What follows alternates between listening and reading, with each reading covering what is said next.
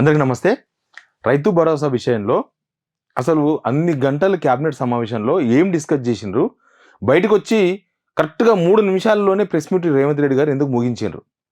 అసలు కండిషన్స్ లేవా? కండిషన్స్ ఉన్నాయా? ఏ విషయం మీద ఎందుకు క్లారిటీ ఇవ్వలేదు? ఒక్క మాట చెప్పిండ్రు.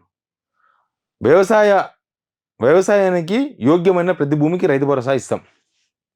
అంటే వ్యవసాయం చేయకపోయినా వ్యవసాయ యోగ్యం అంటే బీడుంటాయి భూములు. అవి వర్షాకాలంలో వ్యవసాయం చేస్తాం. ఈ కాలంలో నీళ్ళు ఉండవు కాబట్టి వ్యవసాయం చేయం. అవి కూడా ఎలిజిబిలిటీయే కాదా? మీరు గుట్టలకు, పుట్టలకు ఇయ్యమని చెప్పిండ్రు. అసలు గుట్టలకు, పుట్టలకు ఎన్ని గుట్టలు ఉన్నాయి? ఎన్ని పుట్టలు ఉన్నాయి? ప్రభుత్వం దగ్గర ఏమైనా రికార్డు ఉందా? రాళ్ళు, రప్పలు, గుట్టలు, రోడ్లకు, అదేవిధంగా పరిశ్రమలకు లేదా రియల్ ఎస్టేట్ వెంచర్లుగా మారిన భూములకు రైతు భరోసా ఇవ్వబడదు. ఎన్ని పుట్టలు, ఎన్ని ఎన్ని ఎన్ని లక్షల ఎకరాలు ఉండొచ్చు? మన దగ్గర వానాకాలంలో 1,40,00,000 ఎకరాల్లో పంట పండుతుంది. అదే ఎండాకాలం వచ్చేసరికి 40 లక్షల ఎకరాలు, 50 లక్షల ఎకరాలకు మించదు. దగ్గర మనం 30-40% కన్నా ఎక్కువ పండించలేం ఎండాకాలంలో. మీరు ఓన్లీ వ్యవసాయ యోగ్యమైంది అని అంటే వ్యవసాయం యోగ్యం అవుతుంది. కానీ ఎండాకాలంలో నీళ్లు లేక, కాలువల్లో నీళ్ళు లేక, బోర్లో నీళ్ళు లేక, బావుల్లో నీళ్ళు లేక వ్యవసాయం చేయం. మరి అట్లాంటి దానికి రైతు భరోసా ఉందా లేదా? అసలు మీరు ఇంత మీటింగ్లో ఏం మాట్లాడుకున్నారు? కేవలం 3 నిమిషాల ప్రెస్ మీట్కి దాన్ని ఎందుకు కుదించిండ్రు? ఎందుకు వెళ్ళిపోయినరు? ఏం క్లారిటీ ఎందుకు ఇవ్వలేదు? మొన్నటిదాకా మీ వ్యవసాయ శాఖ మంత్రి 1,00,000 లీకులు ఇచ్చిండు తుమ్మల నాగేశ్వరరావు గారు. 6, 7, 8, 5, 6, 7 3 రోజులు అప్లికేషన్స్ పెట్టుకుంటాం. ఊర్లలో సభలు పెడతాం, గ్రామ సభలు పెడతాం. గ్రామ సభల్లో ఫైనల్ చేస్తాం ఎవరికి ఇవ్వాలి, ఎప్పుడు ఇవ్వాలి, ఎంత ఇవ్వాలి అనేది డిసైడ్ చేస్తామని చెప్పింది మీరు. ఇక్కడ కూడా ఒక కిరికిరి ఉంది. కౌలు రైతుకి ఇస్తారా, అసలు రైతుకి ఇస్తారా? వ్యవసాయ యోగ్యమైన భూమి వేరు, పండబడిన దానికి ఇవ్వడం వేరు. రెండు వేరు. ఈ రెండు క్లారిటీ ఇవ్వాలి మీరు. లేకపోతే మీరు ఇచ్చేదానికి, మీరు చెప్పే మాటలకే పరమార్థాలు వేరున్నాయి. అదేదో ఇవ్వాలి కాబట్టి ఇస్తున్నాం తప్ప మాకేం ఇష్టం లేదు అన్నట్టు, ఇష్టం లేని పెళ్లి చేసుకున్నట్టే వ్యవహారం ఇది. మీరు ఒకవేళ కౌలు రైతులకు ఇవ్వాలనుకుంటే కౌలు రైతులకు సమాచారం ఎక్కడి నుంచి వస్తుంది, వాళ్ళు ఎక్కడి నుంచి అప్లై చేసుకుంటారు, సర్వే నెంబర్లు కానీ మిగతా విషయాలన్నీ. దానికి అసలు ఓనర్ ఒప్పుకుంటాడా? అసలు ఓనర్ ఒప్పుకోవాలంటే ఏం చేయాలి మరి? అసలు ఓనర్కి ఇవ్వకుండా మీరు కౌలు రైతులకు ఇస్తామంటే అసలు ఓనర్ ఊరుకుంటాడా? పోనీ అసలు ఓనర్ ఇస్తామంటే కౌలు రైతుకి ఏమి ఇస్తారు అది కూడా చెప్పాలి మీరు. మీరు చాలాసార్లు ఈ విషయంలో మీరు మేనిఫెస్టో ప్రకటించి కన్ఫ్యూజన్ క్రియేట్ చేస్తున్నారు. చాలా కన్ఫ్యూజన్ క్రియేట్ చేస్తున్నారు. మీరు అప్పటి నుంచి ఇప్పటికీ చాలా సార్లు చాలా మాటలు మాట్లాడినారు. కౌలు రైతుకి ఇస్తారా, అసలు రైతుకి ఇస్తారా అనేది. ఈ వీడియో చూడండి. భరోసా పథకం కింద 15,000 కౌలు రైతులు కూడా ఇస్తాను. అది గుర్తింపు ఎట్లా అంటే ఇద్దరికి ఇస్తారా, యజమానికి ప్లస్ కౌలు రైతుకేనా? ఇప్పుడు స్పష్టంగా అందులో భూ యజమానికి మీకు అంటే మీరు ఎందుకు ఇంత క్లియర్ గా ఉన్నా కూడా మీకు అనుమానం వచ్చిందో స్పష్టంగా మళ్ళొక్కసారి చదివి వినిపిస్తాం మీకు. ఇందిరమ్మ రైతు భరోసా పథకం భూమి ఉన్న రైతులతో పాటు కౌలు రైతులకు కూడా ఏడాదికి ఎకరాకు 15,000. ఎలాంటి అనుమానం లేదు. భూ యజమానికి 15,000 వస్తుంది ఎకరాకు, కౌలు రైతుకు కూడా 15,000 వస్తుంది. కాబట్టి వాళ్లకు వీళ్లకు ఎలాంటి ఏమంటారు కాన్ఫ్లిక్ట్ ఆఫ్ ఇంట్రెస్ట్ ఏం లేదు. ఏం చెప్తున్నారు? రైతులకు ఇచ్చేది రైతులకు ఇస్తాం, కౌలుదలకు ఇవ్వాల్సింది కౌలుదలకు ఇస్తాం అన్నారు ఈ వీడియోలో. అంటే దాని అర్థం ఏంది? ఇంకా పైనంగా మీరు ఎందుకు కన్ఫ్యూజ్ అవుతున్నారని చెప్పి క్వశ్చన్ చేస్తున్నారు అడిగిన జర్నలిస్ట్ని. మీరు జర్నలిస్ట్ని కాదు, మొత్తం రైతాంగాన్ని, తెలంగాణ సమాజాన్ని కన్ఫ్యూజ్ చేసే ప్రయత్నం చేస్తున్నారు. రేపు రైతు సభల దగ్గర పోయి, రచ్చకడ దగ్గర పోయి, గ్రామ సభల దగ్గర పోయి కౌలు రైతు గల్లాబట్టి కొట్టుకోవాలన్నా, ఊర్లలో తలకాయలు పలగొట్టుకోవాలన్నా? ప్రభుత్వం క్లారిటీ ఇవ్వాలి ఈ విషయంలో.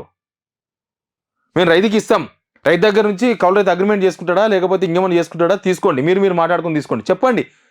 ఎందుకు అంత ఓపెన్గా మాట్లాడలేకపోతుంది? రైతు భరోసా విషయంలో ఏమి క్లారిటీ లేకుండా ఎందుకుంది గవర్నమెంట్? అందరికి ఇస్తాం, వ్యవసాయ యోగ్యమైన ప్రతి భూమికి ఇస్తాం. మళ్ళీ దానిలో ఐటీ కట్టే వాళ్ళు ఉంటారు. మీకేం ఇబ్బంది లేదా? మీకేం అభ్యంతరం లేదా? లేకపోతే రేషన్ కార్డులు యూనిట్గా తీసుకుంటామన్నారు, దానికి కూడా మీకేం అభ్యంతరం లేదా? చెప్పాలి కదా, ఆ విషయాలు చెప్పాలి కదా. మీరు లీకులు ఇచ్చేటువంటి ఇచ్చి పేపర్లో రాయించేసుకొని ఫైనల్గా వచ్చి మేము 3 నిమిషాలు మాట్లాడేసి మేము కరెక్ట్గా మాట్లాడాము అనుకుని పోతే రైతులకు మీరు ఏం చెప్పినట్టు, ఏం క్లారిటీ ఇచ్చినట్టు? విధి విధానాల మీద ఎక్కడ క్లారిటీ ఉంది? మీరు క్యాబినెట్లో చర్చించారు కదా, ఇన్ని క్యాబినెట్లు చర్చించారు, ఇన్ని అసెంబ్లీలో మాట్లాడేసిండ్రు, దానికి ఉప సబ్ కమిటీ వేసిండ్రు, వాళ్ళు 4 మీటింగులు పెట్టిండ్రు, ఎప్పుడో జూన్లో పెట్టిండ్రు, జూన్ 2023 మీటింగ్ పెట్టిండ్రు. జూలై 15, 2023కే వాళ్ళు రిపోర్ట్ ఇస్తామన్నారు. అసలు ఈ సబ్ కమిటీ ఇచ్చిన రిపోర్ట్ మీ దగ్గర ఏముంది? వాళ్ళు ఇచ్చిన సజెషన్స్ ఏంది? దాని గవర్నమెంట్ ఏవి యాక్సెప్ట్ చేసింది, ఏవి రిజెక్ట్ చేసింది, దేని మీద చర్చ జరిగింది క్యాబినెట్ సమావేశంలో? అది కదా ప్రజలకు కావాల్సింది. మీరు కూర్చున్న సెక్రటరీ జనాలది, మీరు తాగిన ఛాయ్ జనాలది, మీరు తిన్న బిస్కెట్లు జనాలే. మీరు ఆడ కూర్చొని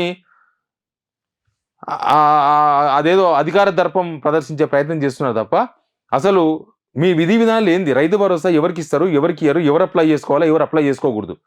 వ్యవసాయ యోగ్యమైన భూములు అంటే ఏంటివి? వ్యవసాయ చేయదగ్గ అన్ని వ్యవసాయ యోగ్యమైన భూములా, లేకపోతే పంట వేసినవే వ్యవసాయ యోగ్యమైన భూములా, లేకపోతే ఓన్లీ వరి వేసిందే వ్యవసాయ యోగ్యమైన భూమి అని మీరు అనుకుంటున్నారా? లేకపోతే పంటలు రకరకాల పంటల మీద లీకులు ఇచ్చిండ్రు. మామిడి పంటకు ఎందుకు ఇవ్వాలి? పసుపు ఇప్పుడు నిజామాబాద్ పోతే పసుపు ఉంటుంది, పసుపు సంవత్సరానికి ఒకటేసారి పండిస్తారు కదా, మరి వాళ్ళకి ఎందుకు ఇవ్వాలి? ఇవన్నీ మీ వ్యవసాయ శాఖ మంత్రి మాట్లాడినాయి మాటలు, తుమ్మల నాగేశ్వరరావు గారు. నల్గొండకు పోతే మొత్తం నిమ్మ బత్తాయి ఉంటుంది నల్గొండ జిల్లాల. వాళ్ళు ఒకసారి వేస్తే పంట ఒక 3-4 ఏళ్ళు వస్తుందో, ఎక్కువ రోజులు వస్తుందో దాని లైఫ్. మరి వాళ్ళకి రైతు భరోసా ఇవ్వాలని వద్దని మాట్లాడండి. మీ ఖమ్మంలో మొత్తం పామాయిల్ తోటలు ఉంటాయి. పామాయిల్ తోటలు 4-5 ఏళ్ళు చేతికి రానికి, తర్వాత 4-5 ఏళ్ళు మళ్ళీ వస్తుంది. వాళ్ళకి ఎందుకు ఇవ్వాలని మాట్లాడారు.